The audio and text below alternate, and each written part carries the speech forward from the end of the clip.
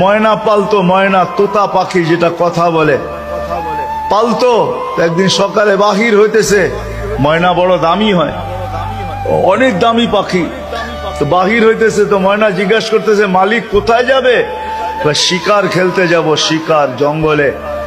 আমার ভাইদের সাথে দেখা হলে আমার একটা সালাম দিও।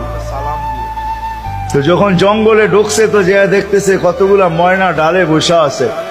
তো নিজের ময়নাটার সালামের কথা মনে উঠছে, তো ডাক দিয়া কইতেছে শুনো, তোমাদের মতো একটা ময়না আমার বাড়িতেও আছে,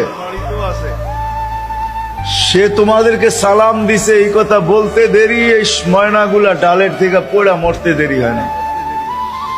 তার মন খারাপ হয়ে গেছে যে ওর সালামে এমন কি বিষ মিশানো ছিল যে এত দামি দামি 12-13টা ময়না মরে গেল।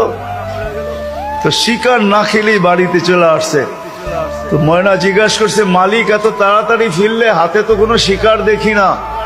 তুই কথাই বলিস না। বলে কেন? তোর সালামে এমন কি বিষ ছিল যে তোর সাথীদেরকে সালাম দিতে দেরি, একটু মরতে দেরি হয় নাই। এই কথা বলতে দেরি, নিজেরটাও মরতে দেরি হয় না, ওইটার সাথে সাথে মরে গেছে। তো খাঁচার দরজা খুইলা সামনে নিয়ে বৈশা অনেকক্ষণ কাঁদছে, না লড়েও না চড়েও না, চক্ষুও খোলে না। আর কতক্ষণ কানবে? বাস ওইখানে লাইখা যে উঠা দাঁড়াইছে ময়না, বাস উড়া যে চালে বসা গেছে। তো বলছে এটা কি করলি? আমার বন্ধুরা আমাকে খবর দিছে, দেখ আমাদের মতো যদি বাগানে বাগানে ঘুরতে চাস তো মরার আগে একবার মরার ভান করে দেখ, তুইও আমাদের সাথে উঠতে পারবি, জঙ্গলে জঙ্গলে ঘুরতে পারবি।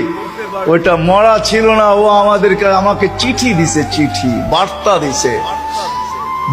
দিছে। এই জন্যই আল্লাহ ওয়ালাদের কাছে, যাদের বয়স হয়ে গেছে আর কত করে, জান আল্লাহ ওয়ালাদের কাছে পড়া থাকেন, জান আল্লাহর রাস্তায় পড়া থাকেন।